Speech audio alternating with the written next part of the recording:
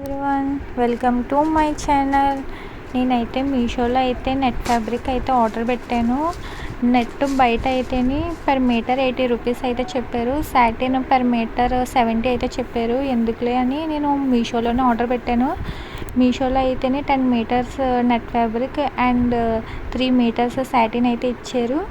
270 rupees అయితే తీసుకున్నారు. Cloth కూడా బాగున్నది, చాలా రీజనబుల్గా అయితే అనిపించింది. డ్రెస్ స్టిచ్చింగ్ చేయడానికి అయితే net fabric 30 metres and 2 metres satin అయితే పడింది నాకు.